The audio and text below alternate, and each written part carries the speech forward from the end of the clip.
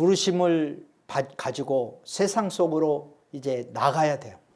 세상 속으로 나가야 되는데, 세상 속으로 나간다고 하는 것은 어떤 직업을 갖느냐가 중요한 거예요. 어떤 직업을 가질 것인가. 저는 직업의 중요성은 아무리 강조해도 지나치지 않다고 생각합니다. 예수님은 이렇게 말씀하세요. 제자들에게. 아버지께서 일하니 나도 일한다. 예수님은 일하지 않아도 사실은 되실 만한 분이세요. 뭐 필요한 거 있으면은 돌들로도 떡덩이가 되게 할 수 있어요. 그리고 오병이어를 가지고 5,000명을 먹이실 수 있는 분이에요. 일 안 하실 수도 있어요. 그렇지만 예수님은 계속 일을 하셨습니다. 공생의 사역을 시작하기 전에는 예수님은 목수로서 가정일을 함께 돌봤습니다. 제자들과 함께 있을 때는 고기 잡는 일도 제자들을 코칭을 했어요. 또 병자들을 고치는 일도 했습니다. 많은 일들을 예수님은 했어요. 말씀을 선포하는 일도 했습니다. 예수님은 한시도 게을르신 적이 없었어요. 그래서 너무 피곤해서 배 타고 가시다가 곤히 주무셨어요. 그래서 풍랑이 오는 것도 모르고 막 이렇게 풍랑이 와가지고 뭐 배에 물이 이렇게 들어오는 것도 모르고 잠을 잘 정도로 그렇게 고운하게 피곤하게 일을 하시는 분이었었어요. 예수님은 일하기를 멈추지 않으셨다 하는 사실을 꼭 기억을 하세요. 저는 할 수만 있으면 그 일이 무엇이 있는지 하나님께서 제게 부르신 소명과 합치되는 일이라면 어떤 일이든지 죽기까지 일하고 싶어요. 나이가 90세가 돼도 일하다가 죽고 싶어요. 하루 전까지. 죽는 날 전까지. 하나님의 단서가 하나님의 소명과 하나님의 나를 부르신 소명과 합치되는 일이라면 그 일을 끝까지 하다가 죽고 싶다. 예수님이 그렇게 사셨잖아요. 예수님이 그렇게 사셨잖아요. 그러면 우리 예수 그리스도를 따르는 우리들도 그렇게 사는 게 좋잖아요. 저는 예수님 따르는 제자니까 그렇게 살고 싶어요. 그래서 이제 일은 그런데 직업은 어떤 직업관을 가질 것인가. 종교개혁자들은 우리에게 아주 좋은 가르침을 주고 있습니다. 기본적으로 직업이 소명이 되어야 된다는 것을 가르치고 있어. 직업은 곧 소명과 합치되는 것이다. 보케이션이라는 말 속에서도 우리가 잘 알 수가 있어요. 이 보케이션은 소명이라는 의미를 갖고 있어요. 직업이 소명과 합치될 때 우리는 보케이션이 될 수가 있는 거예요. 그래서 종교개혁자 루터는 이런 식으로 가르침을 주고 있습니다. 수도사와 사제의 일이 아무리 거룩하고 힘들다 하더라도 하나님이 보시기에는 들에서 시골 사람들이 하는 노동이나 여성이 하는 집안일과 조금도 다르지 않다. 모든 일은 하나님 앞에서 믿음으로만 측량될 뿐이다. 이제 종교개혁자 루터가 살던 당시에 이러한 수도사나 사제의 일은 거룩한 일이고, 여성들이 집안일은 거룩하지 않은 일이다. 농사일도 거룩하지 않은 일이다. 세상 일은 거룩하지 않다라고 이분법적으로 생각을 했었습니다. 그런데 루터는 그렇게 얘기하지 않았어요. 만인이 하나님의 뜻대로 하는 것이라면, 소명에 따라서 하는 것이라면 그것이 다 제사장들이 하는 것과 마찬가지로 거룩한 것이다. 만인 제사장직을 주장을 했습니다. 그리고 루터는 이러한 것들 때문에 종교 재판에 해부되었고 그는 이제 형벌을 받게 되었습니다. 같은 시대를 살았던 윌리엄 틴데일도 이렇게 얘기했어요. 우리의 소원이 하나님을 기쁘게 하는 것이라면 물 기르는 것과 설거지, 구두를 거치는 것과 말씀을 전하는 일은 모두 하나다. 같은 거라는 거죠. 설거지와 설교는 같습니다. 설자 돌림이죠. 같아요. 설교하는 일만 거룩한 것이 아니라 주부가 집안에서 설거지하는 일도 거룩한 일이다. 아기 키우는 일과 복음을 전하는 일은 다 같이 거룩한 일인 거예요. 가정주부가 하는 일 참으로 거룩한 일입니다. 여러분들이 공부하는 일 거룩한 일이에요. 다 거룩한, 하나님의 뜻대로 하는 일이라면, 즉 소명과 합치되어서 하는 일이라면 다 거룩한 것입니다. 따라서 사도 바울은 로마서 12장 1절에서 이렇게 권면하고 있습니다. 제가 아주 좋아하는 성경 기절이기도 해요. 그러므로 내가 하나님의 모든 자비하심으로 너희를 권하노니 너희 몸을 하나님이 기뻐하시는 거룩한 산 제물로 드리라. 이는 너희의 드릴 영적 예배니라. 우리가 몸으로 드리는 모든 것이 영적 예배가 될 수 있는데 그것은 하나님이 기뻐하시는 뜻대로 행하면 그렇게 된다는 거예요. 하나님의 모든 자비하심으로 우리를 권하고 있습니다. 너희 몸을 하나님이 기뻐하시는 거룩한 산 제물로 드리라. 저는 이 말씀을 통해서 생활신앙, 일터신앙을 강조하고 싶어요.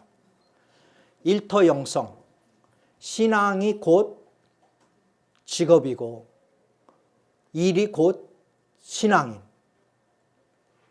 우리의 믿음은 오직 일로 드러날 수 있어야 된다라고 생각해요. 우리가 삶이 곧 예배가 돼야 된다. 삶과 예배는 분리될 수 있는 게 아니다. 일과 믿음은 분리될 수 있는 것이 아니다. 믿음과 행동은 분리될 수 있는 것이 아니다. 같은 것이다. 내가 믿음이 있다고 하는 것을 어떻게 증거할 수 있는가? 나의 말과 나의 행동과 나의 관계 속에서 나타나는 거예요. 그래서 우리가 하는 모든 것들이 하나님께서 받으실 만한 예배가 되도록 노력을 해야 됩니다. 일주일을 7일인데 7일 동안 24시간을 곱하면 168시간이에요. 이 168시간이 전체가 하나님께 드리는 예배 시간이 되도록 노력을 하라는 것이 사도 바울의 권면입니다. 일주일에 주일날만 몇 시간을 떼어서 예배 드렸으니까 나머지 시간은 아무렇게나 살아도 된다라고 하는 생각은 하나님을 기쁘시게 하는 생각이 아니에요. 하나님께서 기뻐하시는 것은 일주일에 168시간이 모두가 다 하나님께서 받으실 만한 그러한 예배의 시간이 되도록 해야 된다는 거예요. 그런 의미에서 여러분들이 공부도 예배입니다. 예배가 되게 하라. 공부가 예배가 되게 하라. 일이 예배가 되게 하라. 만남이 예배가 되게 하라. 연애가 예배가 되게 하라. 부부관계가 예배가 되게 하라. 그것이 사도 바울의 권면인 거예요. 하나님의 뜻대로 우리가 연애하고 하나님의 뜻대로 살아간다면, 하나님의 뜻대로 공부한다면, 일한다면 하나님께서 그걸 기뻐 받으신다는 거예요. 이것이 중세부터 가르쳐오는 개혁 신앙, 즉 개신교의 신앙 고백이에요. 세 번째로 우리는 어떤 소명을 갖고 있는가? 세 번째는 우리는 하나님 나라 선교사로서의 소명을 갖고 있습니다. 우리 모두는 선교사로 부름을 받았다. 저는 고려대로 보냄받은 선교사입니다. 그리고 대한민국 땅에 보냄받은 선교사고 한국 리더십 학교로 보냄받은 선교사인 거예요. 우리 모두는 다 보냄받은 사람들입니다. 선교사라고 하는 의미는 특수 임무를 띠고 보냄받은 사람이라는 의미를 갖고 있어요. 아포스톨로스, 즉 사도, 신약시대의 사도의 의미를 동일하게 선교사적인 의미를 내포하고 있습니다. 신약시대의 사도라고 하는 것은 특별한 미션, 사명을 띠고 보냄받은 자라 하는 뜻을 갖고 있습니다. 우리 그리스도인들은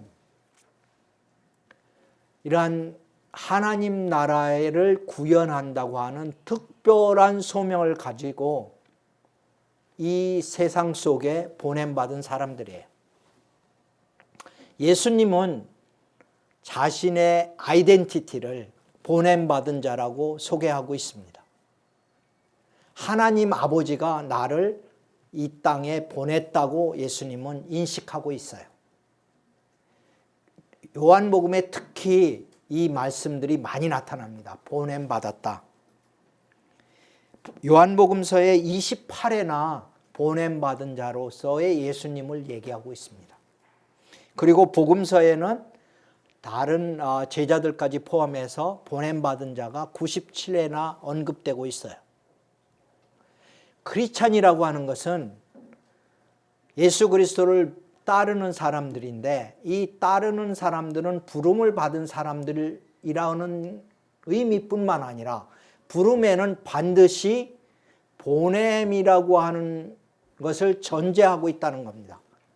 콜링에는 샌딩이 전제하고 있는 거예요. 샌딩을 위해서 하나님이 우리를 부르신 거예요.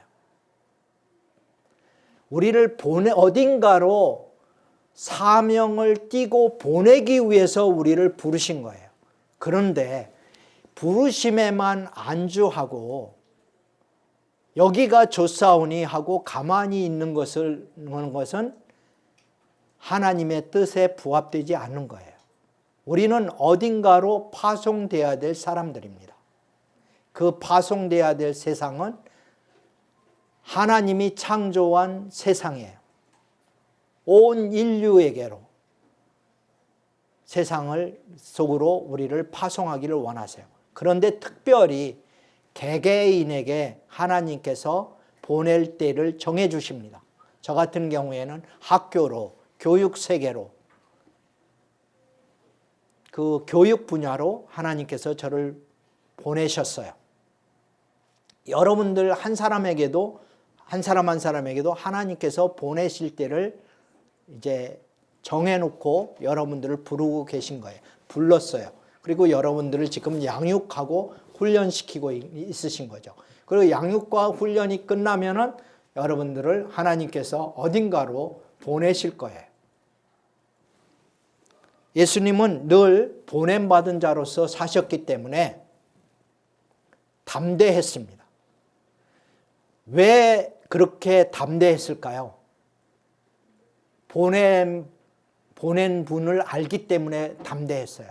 예수님이 스스로 내가 여기 있다고 생각하지 아니하시고 내가 예루살렘에 있으면, 내가 갈릴리에 있으면, 사마리아에 있으면 하나님이 나를 그곳에 보냈기 때문이라고 믿고 행동했기 때문에 담대할 수가 있었어요.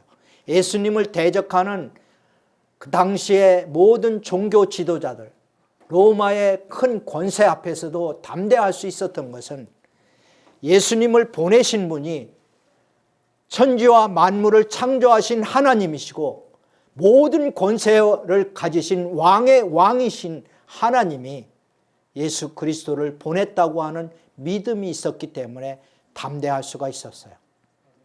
마찬가지로 그리스도인들은 이러한 보냄받은 자로서의 의식을 가지고 살아야 돼요.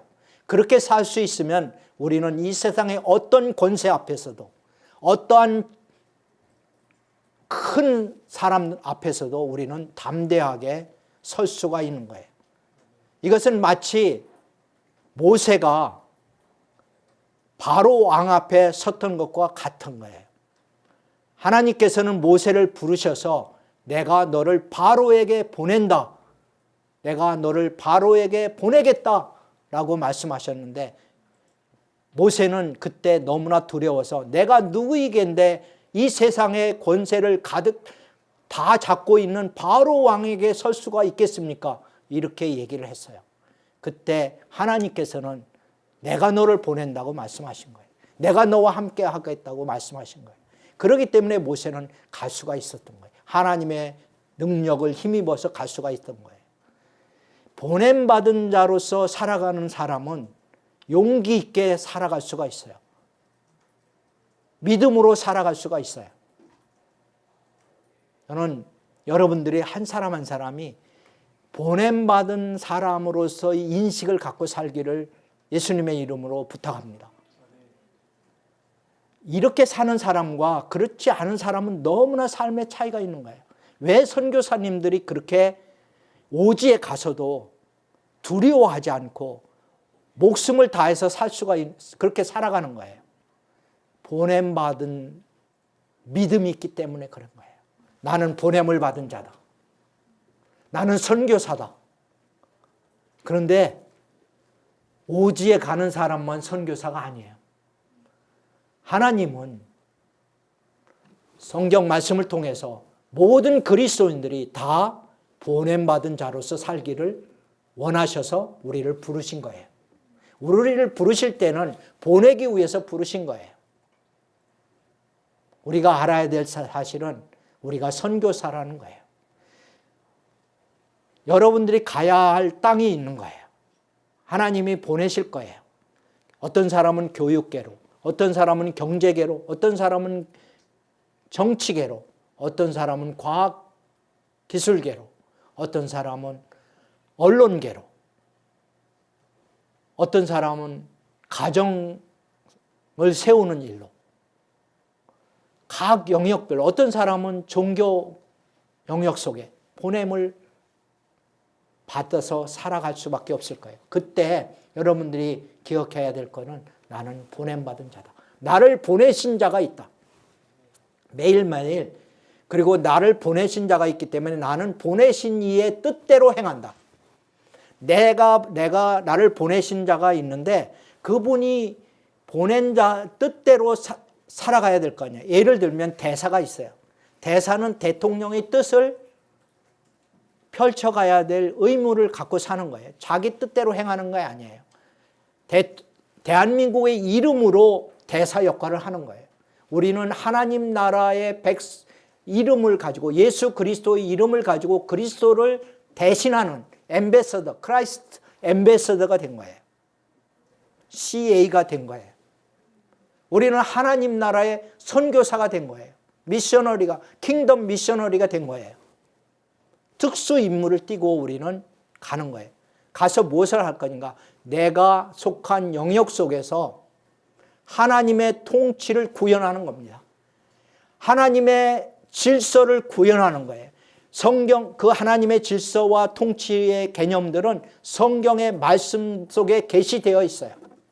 성경 말씀 속에 계시되어 있는 것들을 그대로 구현해내는 거예요. 오늘날 이 세상은 아까 여러분들에게 얘기한 대로 하나님의 말씀과는 동떨어져 있는 세상이에요. 많은 영역에서 하나님의 말씀과는 동떨어진 모습들이 너무나 많아요. 정치 세계 속에, 공무원 세계 속에, 법조 세계 속에, 특별히 권력이 있는 곳에 이 권력을 남용함으로 권력을 자기 사욕에 채우는 수단으로 삼기 때문에 하나님의 말씀과 동떨어져 있습니다. 구약에 있어서 하나님이 계속해서 정의를 말씀하시는 것은 권력 잡은 자들이에요. 특별히 법조인들이 공의를 그렇게 재판해야 될 법조인들이, 재판관들이 그 공의롭게 재판을 하지 않는 것에 대해서 이사야 선지자를 통해서 계속 말씀하세요. 이사야 선지자뿐만 아니라 많은 선지자들, 구약시대의 선지자를 통해서 얘기하는 것은 재판관들의 잘못된 행동이에요. 그런데 여전히 오늘날도 권력 잡은 자들은 거의 다 법조인들이더라고요. 전직 법조인이든지 현직 법조인이든지 정의를 행하다가 나오면은 뭐 그냥 그 권력을 이용해서 로펌에 가서 뭐 합니까? 그 사람들이 결국은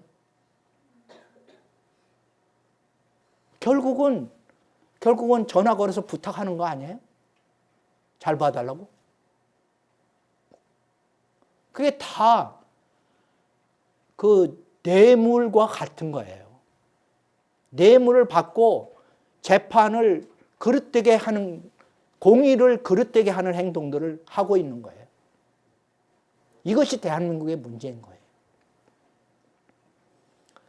법조 세계로 보냄받은 크리스찬 법조인들은, 그리고 권력자들은 하나님의 정의를 그릇되게 하고 왜곡되게 하고 하는 일에 쓰임받아서는 안 되겠죠. 제약의 그러한 사슬에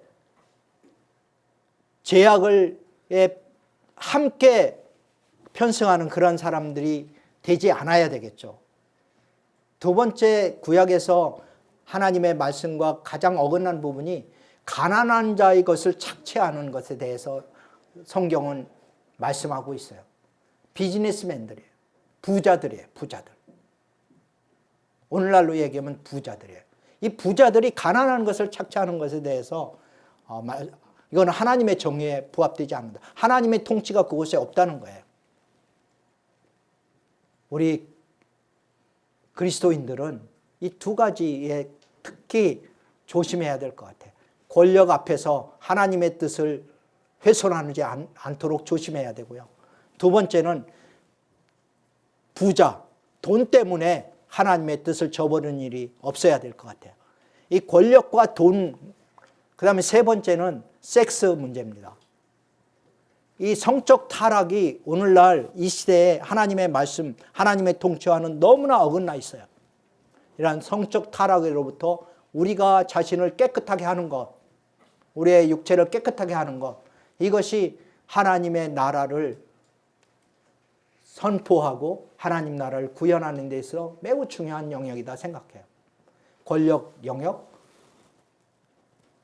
부자가 되는 것에 대한, 부자가 어떻게 살 것인가, 하나님의 뜻을 이룰 건가, 그 다음에 이 성적인 타락에서부터 우리를 어떻게 지킬 것인가, 이러한 부분에 대해서 그리스도인들이 선교사적 삶을 살아야 돼요. 정의를 외쳐야 돼요. 하나님의 말씀을 외치고 그 말씀대로 구현해가는, 그래서 이 시대를 새롭게 하는 일에 우리는 선교사적 사명을 가지고 살아야 된다고 생각합니다. 이것이 우리가, 하나님께서 우리를 부르신 세 번째 이유예요. 하나님 나라를 이 땅에 구현해라.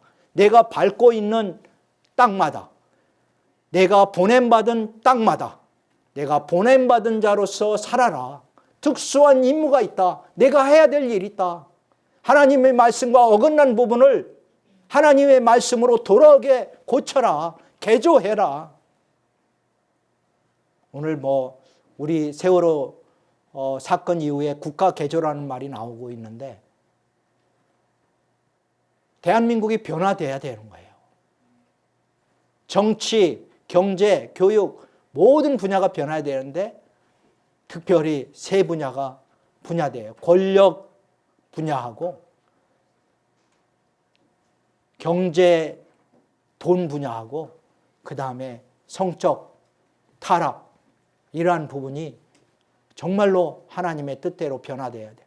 그 부분에 우리 크리스찬들이 역할을 감당하기를 예수님의 이름으로 기도합니다.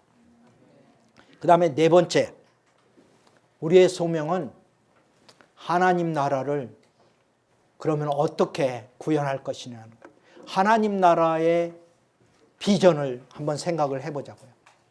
리더십 학교가의 비전은 하나님 나라가 이 땅 위에라는 슬로건에 잘 표현되어 있습니다.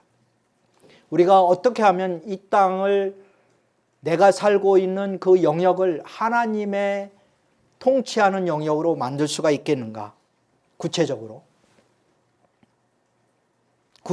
나를 부르신 보냄받은 곳에서 어떻게 내가 그 하나님의 통치를 만들어 갈 수가 있겠는가? 하나님과 함께. 그거는 하나님의 마음, 하나님의 뜻, 하나님의 소원을 알아야 됩니다. 하나님의 비전을 발견해야 되는 거예요.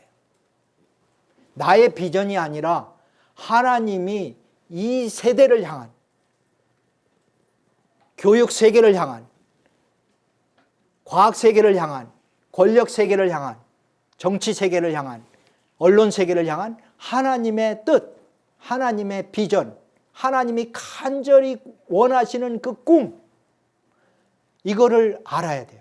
저는 1975년도에 그것을 발견했어요. 하나님이 간절히 원하시는 것이 있다는 걸 알게 됐어요. 하나님이 눈물로 탄식하는 성령의 탄식 소리를 들었어요. 그 하나님 성령의 탄식 때문에 제가 일주일 이상을 눈물을 흘리고 가슴을 치면서 내 가장 기쁜 곳에서 이 우러나는 이 울음을 견딜 수가 없었던 그런 기간을 보냈었습니다. 1975년도에 이제 40년, 내년이면 40년입니다. 그 하나님의 탄식, 성령의 탄식, 하나님의 마음을 알았기 때문에 제가 그 일을 오늘날도 이렇게 갈 수 있지 않은가 생각이 됩니다. 그래서 저는 사랑하는 여러분들 한 사람 한 사람이 하나님의 비전을 발견했으면 좋겠어요. 나의 비전이 아니라 하나님의 비전. 그거는 하나님의 비전은 그럼 뭔가? 하나님의 비전은 이 땅을 향한 하나님의 뜻이에요. 이 패역한 세대, 하나님의 말씀과 동떨어져서 어긋난 길로 가고 있는 이 땅, 법조 세계, 정치 세계, 비즈니스 세계, 교육 세계, 과학 기술 세계, 이러한 세계 속에 하나님께서 원한다고 하면 법조 세계가 어떠한 모습을 띄어야 할 건가? 법관들은 어떻게 살아가야 될 건가? 부자들은 어떻게 살아가야 될 것인가? 하나님이 원하는 부자의 모습, 하나님이 원하는 경제계의 모습, 그거를 위해서 기도를 해야 돼요. 그러니까 현실에 대해서 그렇게 하려면은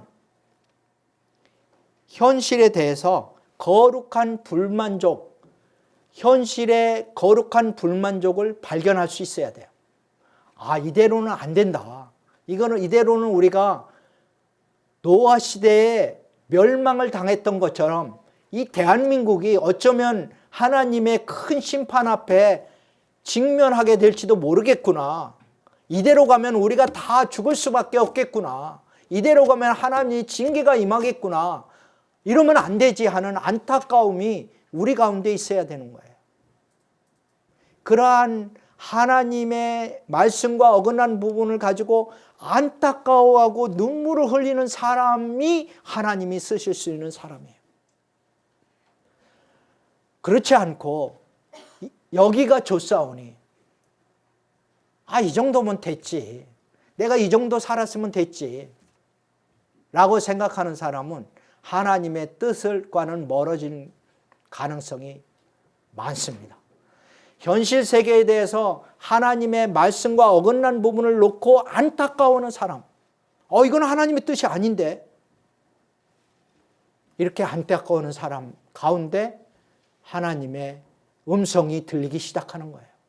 나는 이런 너의 울음을 보았다. 내가 무엇 때문에 우는지를 안다.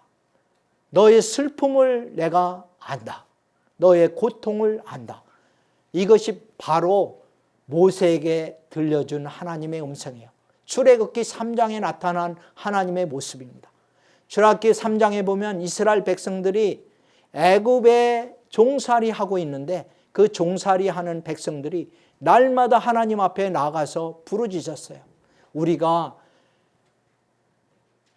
그 애굽 왕의 압제 가운데 신음하면서 지금 어려움을 고통을 겪고 있는데 하나님 우리를 구원해 주세요 하고 출애굽기 2장 마지막 부분에서 기도하는 장면이 나옵니다. 그때 하나님께서는 출애굽기 3장 7절로부터 말씀하세요. 내가 너의 고통을 내가 안다. 내가 너의 슬픔을 안다. 내가 너의 기도를 들었다. 고통 소리를 들었다. 이렇게 말씀하시는 거예요. 하나님이 슬퍼하는 것처럼 함께 슬퍼할 수 있는 사람, 하나님이 고통하는 것처럼 고통할 수 있는 사람, 하나님이 눈물을 흘리는 것들처럼 눈물을 흘릴 수 있는 사람, 그 사람이 하나님이 쓰시는 사람이에요. 그 사람 가운데 하나님의 꿈을 심어주는 거예요. 그 사람 가운데 젖과 꿀이 흐르는 가나안 땅을 제시해 주는 거예요. 내가 내 백성을 이렇게 이끌고 이곳으로 가고 싶다고 하는 대안을, 알터너티브를 우리에게 보여주시는 거예요. 오늘날 많은 지도자들이 있습니다.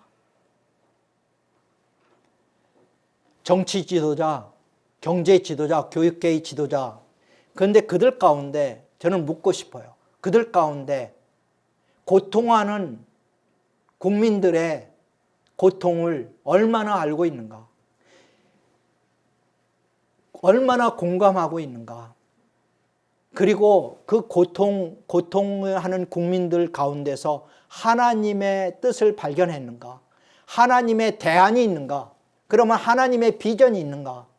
고통하는 국민을 젖과 꿀이 흐르는 가나안 땅으로 인도할 만한 그들의 비전이 있는가? 그들의 가나안은 어디란 말인가? 그들의 지역사회가 변화되어야 될 미래의 모습, 지역사회 주민들이 살아가야 할 미래의 모습, 바람직한 삶의 모습, 그것은 과연 무엇인가? 그러한 꿈을 그들은 갖고 있는가? 그리고 그 꿈이 하나님의 뜻과 부합되고 있는가? 그 꿈이 정말 하나님께서도 기뻐하실 그러한 꿈인가? 최소한도 저는 크리스찬 지도자들이라면 이것을 하나님께 물어야 된다고 생각해요. 하나님, 오늘의 모습이 하나님께서 원하시는 모습입니까? 우리의 삶의 모습이 정말로 하나님께서 원하시는 모습입니까? 우리의 직장이, 우리의 공직 분야가, 우리의 교육계가 하나님께서 원하시는 모습입니까? 물어봐야 돼요. 그리고 처절하게 자신을 돌아봐야 됩니다. 나는 과연 하나님의 뜻을 준행하는 자로서 하나님의 꿈을 알고 있는가? 변화의 방향을 알고 있는가? 그리고 이것을 발견한 사람은 하나님 앞에서 순종해야 돼요. 그 일을 이루기 위해서는 오랜 준비 기간이 필요합니다. 그냥 뜻을 발견했다고 그냥 한순간에 하나님의 뜻이 이루어지는 일이 역사상에 없었어요. 심지어는 예수님이 선포하시는 하나님 나라도 시작되었지만 완성을 향해서 지금 진행형입니다. 오랜 기간이 필요해요. 오래 참고 인내가 필요한 거예요. 그런데 이러한 일에 순종하는 사람을 하나님은 찾으십니다. 하나님의 꿈, 하나님 나라의 비전을 발견하고 그 비전에 자신을 산제물로 드려서 끝까지 충성할 사람, 변함없이 충성할 사람, 그 사람을 찾고 있어요. 저는 한국 리더십 학교 여러분이 바로 그러한 사람들이라고 확신해요. 이 사람 중에 한 사람도 예수님의 뜻을 알고도 변절하는 사람, 가룟 유다와 같은 사람 한 사람도 없으리라고 저는 믿습니다. 예수님의 마음을 기쁘게 해줄 수 있는 제자들이 되기를 소망해요. 정말 내가 너를 위해서 십자가를 졌고 생명을 줬는데 너 또한 나를 따르지 않겠니 하는 주님의 음성 앞에서 여러분이 여러분을 산제물로 드리고 주님께서 여러분들에게 맡기신 그 일을, 하나님 나라를 이 땅에 구현하는 일을 위해서 각자 보냄을 받은 곳에서 애통함을 가지고, 사람들이 무엇 때문에 슬퍼하고 애통하고 고통하고 그렇게 하나님 제발 살아계시다면 이곳에 내려오셔서 하나님의 살아계심을 보여주세요. 우리를 구원해 주세요. 라고 부르짖는 이 민족과 국민들에게 하나님의 살아계심을 증거할 수 있는 리더십 학교 여러분들이 되기를 예수님의 이름으로 축복합니다. 정말 하나님의 손과 발이 되어서 하나님께서 여러분에게 맡기신 일을 다 이루는 그날까지 우리의 발걸음이 쇠하지 않게 해주십시오. 우리의 무릎이 쇠하지 않게 해주십시오. 우리의 기도의 무릎이 쇠하지 않게 해주십시오. 끝까지 사랑할 수 있게 해주세요. 끝까지 하나님을 사랑하고 끝까지 나의 부르심 앞에 충성되게 달려갈 수 있게 해주세요.